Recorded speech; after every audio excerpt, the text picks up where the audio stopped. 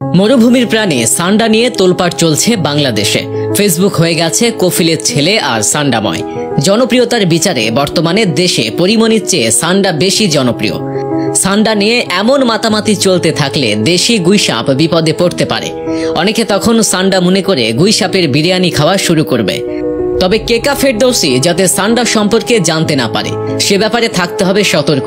উনি হয়তো সান্ডা রেসিপি নিয়ে হাজির হবেন সামনের ঈদে, কেননা অতীতে তিনি মুরগির ভিতর নুডলস ঢুকিয়েছেন। এবার হয়তো সান্ডার ভেতরেই ঢোকাবেন।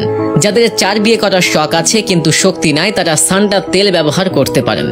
বিশেষ শক্তিবর্ধক এই তেলের জাদুতেই নাকি আরব শেখরা বিয়ে করে হালি পূর্ণ করেন। সান্ডা নিয়ে আলোচনা শুরুটা হয় ফেসবুকে ছড়িয়ে পড়া কিছু ভিডিওর মাধ্যমে। আরবের দেশগুলোতে বসবাসকারী বাংলাদেশিদের অনেকে সোশ্যাল মিডিয়ায় কফিলের জন্য সান্ডা ধরার ভিডিও দিচ্ছেন, কেউ শেয়ার করছেন ছবি। বিষয়গুলো নিয়ে হাসি ঠাট্টাও কম হচ্ছে না, অনেকে তো মিমও বানাচ্ছেন। আসলে সান্ডা হলো আগামী ডে পরিবারের টিকটিকিদের একটি গণ, অর্থাৎ এটি টিকটিকির মতো একটি প্রাণী। এর আদি নিবাস আফ্রিকা ও মধ্যপ্রাচ্যে। আরব উপদ্বীপের অভ্যন্তরীণ ও পূর্বাঞ্চলে বসবাসকারী কিছু বেদুইন জনগোষ্ঠী খাদ্য হিসেবে সান্ডা খেয়ে থাকে। একসময় এটি আরবীয় সুস্বাদু খাবার হিসেবে বিবেচিত ছিল। তবে লিপিবদ্ধ আছে যে যখন বেদুইনরা মহানবী হযরত মুহাম্মদ সাল্লাল্লাহু আলাইহি সাল্লামের সামনে একটি দব অর্থাৎ সান্ডার কাছাকাছি একটি প্রাণী রান্না করে এনেছিল, তখন তিনি এটি খাননি, কিন্তু অন্যদের খেতেও নিষেধ করেননি। তাই সাহাবী খালিদ বিন ওয়ালিদ এটি খেয়ে ফেলেছিলেন। এই কারণে ইসলামিক দৃষ্টিকোণ থেকে প্রাণীটি খেতে নিরুৎসাহিত করা হয়, অর্থাৎ এটি মাকরু ধরা হয়। তবে আরব অঞ্চলে যে সান্ডা খাওয়া হয় তা আসলে দব। অধিকাংশ ইসলামী স্কলারদের মতে এটি হালাল, তবে হানাফি মাযহাবে এটি খাওয়া হারাম।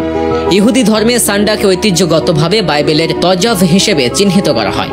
8টি প্রাণীর মধ্যে এটি একটি যা খাওয়ার জন্য নিষিদ্ধ। বলা হয় এটি ধর্মীয় অপবিত্রতা প্রদান করে। তওরাত শরীফে বলা হয়েছে, পৃথিবীতে ঝাঁকে ঝাঁকে চলা প্রাণীদের মধ্যে তোমাদের জন্য এই জিনিসগুলি অসুচি হবে: উইজল, ইঁদুর, সর্বপ্রকার সান্ডা, টিকটিকি, গেকো, স্থল কুমির, টিকটিকি, স্কিঙ্ক এবং গিরগিটি। সবার খাওয়ার রুচি না হলেও সান্ডা কিন্তু ভীষণ উপকারী একটি প্রাণী, বিশেষ করে এর তেল। সান্ডার তেল একটি প্রাকৃতিক তেলের মিশ্রণ যা আয়ুর্বেদিক চিকিৎসায় ব্যবহৃত হয়।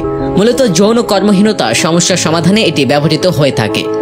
বলা হয় এই তেল পুরুষদের মধ্যে ইরেকটাইল ডিসফাংশন এবং অন্যান্য যৌন সমস্যার সমাধানে সাহায্য করতে পারে।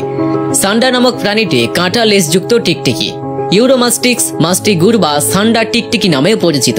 এদের একটি বিশেষ বৈশিষ্ট্য হলো মোটা ও শক্তিশালী লেজ, যা কাঁটার মতো খাঁজযুক্ত। আত্মরক্ষার জন্য লেজ ব্যবহার করে প্রাণীটি।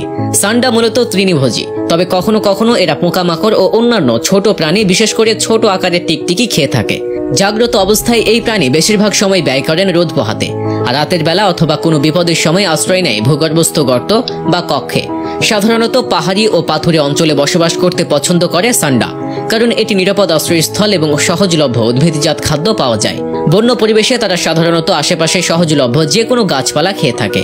ডিম থেকে সদ্য ফুটে ওঠা বাচ্চা সান্ডারা প্রথমে মায়ের মল খায়। এই কাজটি করে সঠিক অন্ত্র জীববৈচিত্র্য গঠনের জন্য, যা উদ্ভিদ ভিত্তিক খাদ্য হজমের জন্য অত্যন্ত গুরুত্বপূর্ণ। বন্য পরিবেশে প্রাপ্তবয়স্ক সান্ডার মধ্যে বছরের নির্দিষ্ট সময়ে পোকামাকড় খাওয়ার প্রবণতা দেখা দেয়, বিশেষ করে যখন গ্রীষ্মকালীন আবহাওয়া অত্যন্ত গরম হয় এবং গাছপালা ভিত্তিক খাদ্য কম সহজলভ্য থাকে। এই সময়টাতে পোকামাকড়ই তাদের একমাত্র বা প্রধান খাদ্য উৎস হিসেবে দাঁড়ায়।